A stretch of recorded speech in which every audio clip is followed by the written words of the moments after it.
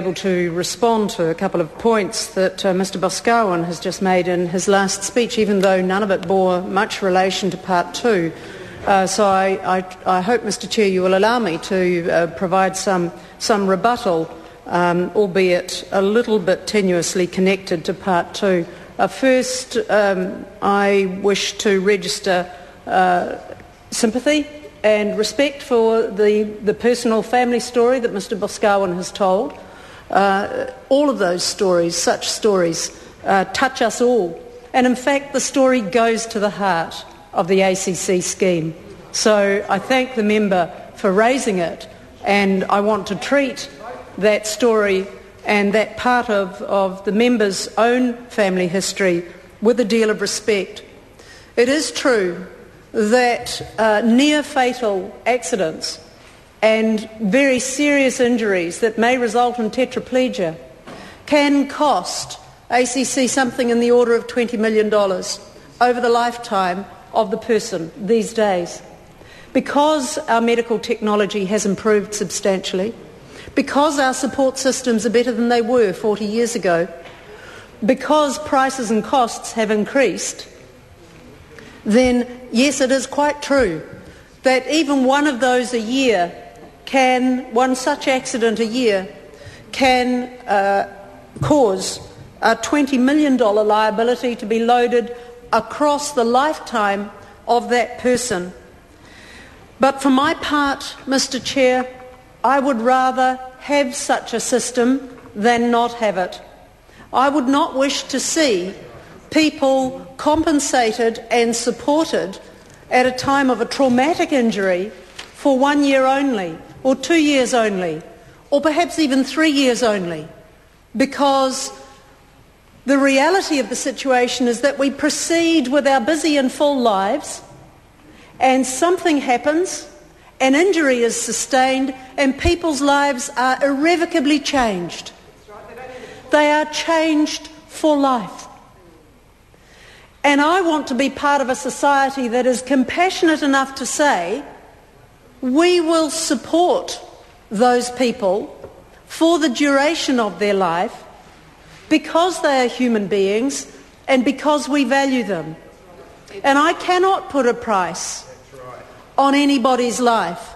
I can say that some people with extraordinary disabilities out of injury have been some of the most inspirational people I've ever met. And to think that a government, a state, a country, a society would choose not to support those people does not sit with my values and with the values of the Labour Party. So that is the first point. Mr Chair, I wish to come to a couple of issues that come out of Part 2, and I want to revisit Clause 55, which my colleague Darian Fenton spoke about earlier, which is to do with the calculations of weekly earnings for weekly compensation. And I too am pleased that the Minister of Labour is in the chair at the moment, because I just want to draw some facts to her attention. The Minister who is in charge of this bill, the Honourable Nick Smith, comes from Nelson. In Nelson, there is a lot of seasonal and casual and part-time labour.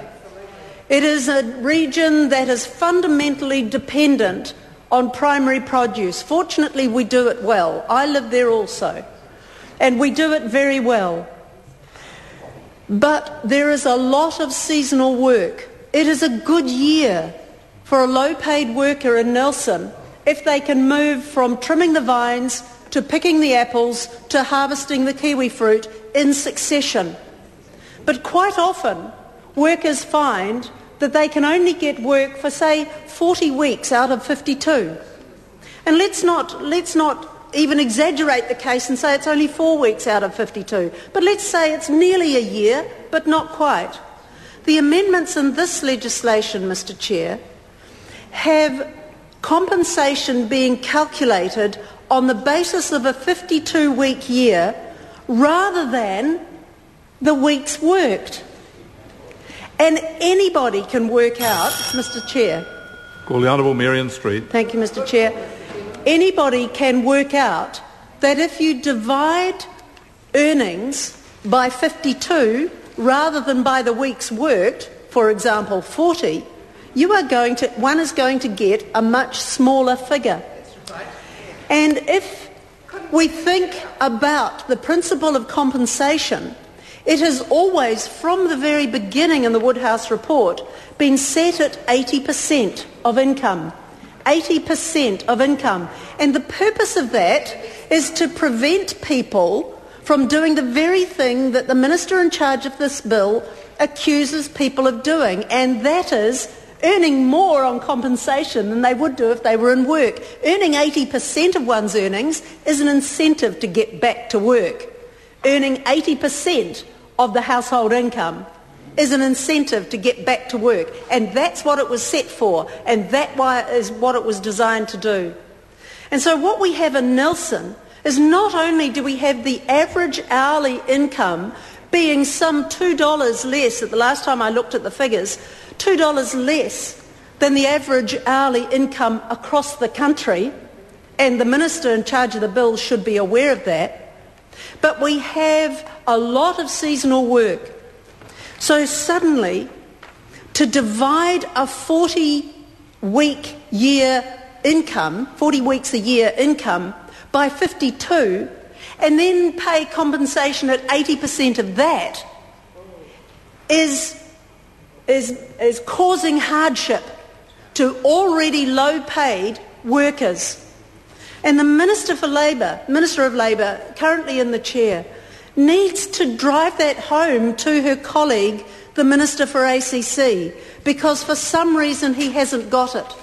And he has persisted with yet another myth, another of Nick's myths, where he has said that people are likely to earn more than they would through compensation than they would by earnings. That is both untrue and it is a nonsense at the same time. If they are working a short year and they are on low rates of pay, and the system divides their earnings by 52 rather than 40, then takes 80% of that, there is hardship suffered by some 76% of the families who live in Nelson.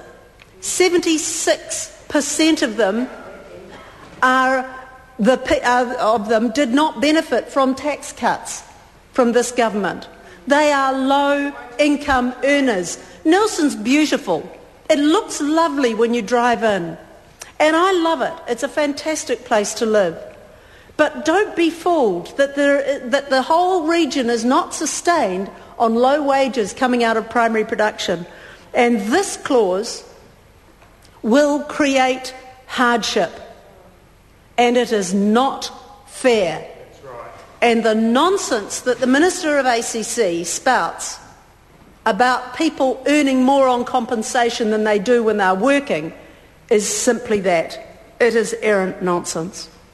The next clause I wish to speak to, Mr. Chair, is to do with is clause 53, and it's to do with work-related gradual process disease or infection injuries. Now, we've had some discussion about this in relation to hearing loss in particular. There are a couple of points I want to make.